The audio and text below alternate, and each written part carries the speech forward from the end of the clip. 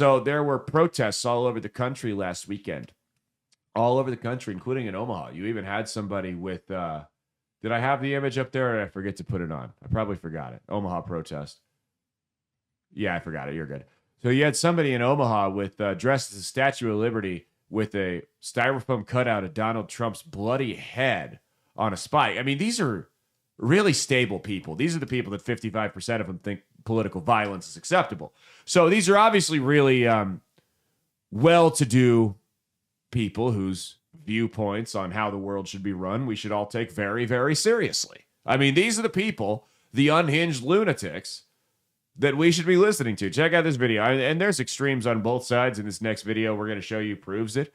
This is somebody who, a Trump supporter, she got on stage and tried to hijack it, and then go ahead and look at the thing that came up and tried to intervene the fight. It's gone wrong.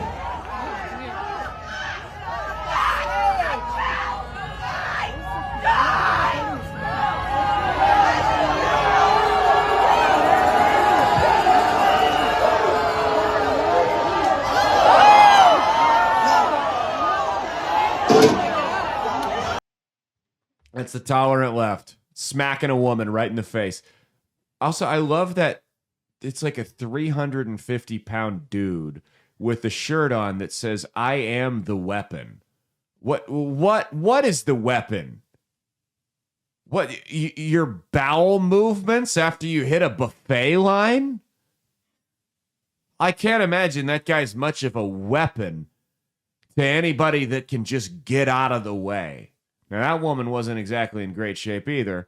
I mean, could you imagine if there was some kind of Trump rally and some unhinged blue-haired they-them jumped on stage and started screaming and a Trump supporter walked over and smacked her in the mouth? That's all you'd hear about for the next week. That guy would be doxxed. We'd know where he worked, who his family was, where he lived. There'd be protests outside of his house, probably from people getting paid for it. That's all you'd hear about. But since it's a liberal, we'll play it on this show. You'll hear about it one time, and then it'll be an afterthought. That's it. I'm not going to play that last video there. That's fine. But no, I mean, that's what these protests, so these people, they called it the hands-off protests, and they went all over the country. You had these totally grassroots protests that were all planned on the same day and organized and funded by, but it was grassroots. It was local. There's no dark money funding these. None whatsoever. So all these idiots showed up on a Saturday morning or Saturday afternoon. Not even a morning. Like, if it's a Saturday morning, I don't think that's quite as bad because you got the whole day ahead of you. Saturday morning, you got to stop what you're doing and plan the rest of your day around you going out and screaming at the sky, because that's more or less what this was. They called it the hands-off protest. They went to protest Donald Trump and Elon Musk. And Mia, do you want to guess what happened after the protests ended and everybody went home to their studio apartments that reeked of cat piss? Do you want to guess what happened afterwards? Nothing. Donald Trump was still the president. Believe it or not, if you get up, and I saw the pictures of the rally, these rallies all over the country, and they're wider than Klan rallies at these places. I mean, truly, it's all white boomers with nothing better to do.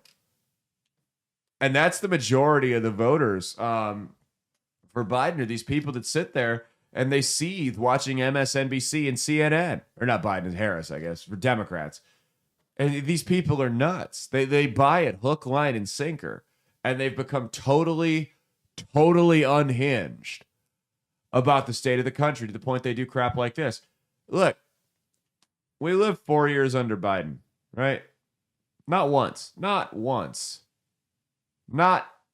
did I even consider dropping what I was doing on a Saturday and meeting up with a couple hundred people who are all wildly unattractive, hideous people, both inside and out, by the way, side note, in those videos.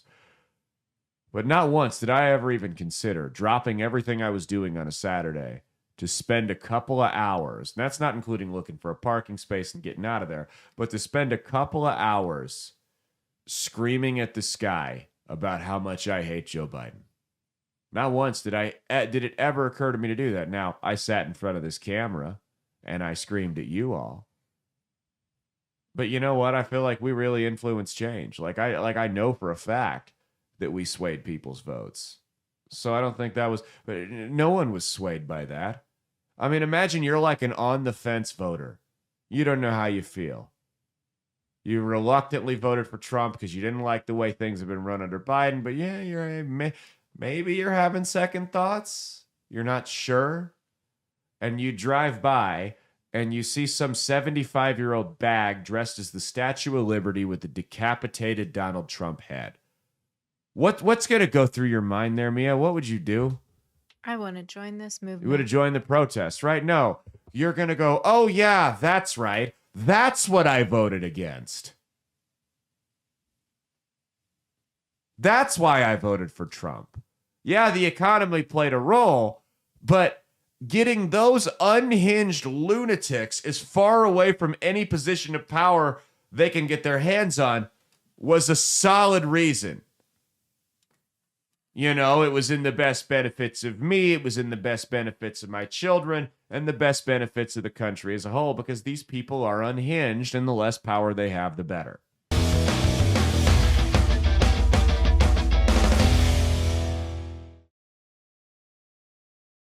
Hey, thanks for watching. If you liked what you saw, be sure to click the link in the description to get the full episode on Rumble. If you prefer to listen along, you could actually get us on Spotify, Spreaker, and iHeartRadio. You can also go to www.outlawstreamers.com to learn more about not just my show, but tons of other great shows and all the exciting projects they have coming up. Follow my socials at Caleb Isn't Funny on Twitter and Instagram, at Caleb Salvatore Comedy on the Chinese Spy app that is TikTok, and be sure to like and subscribe to this YouTube channel. Thanks, and we'll see you every Saturday for brand new episodes of That's Based. Peace.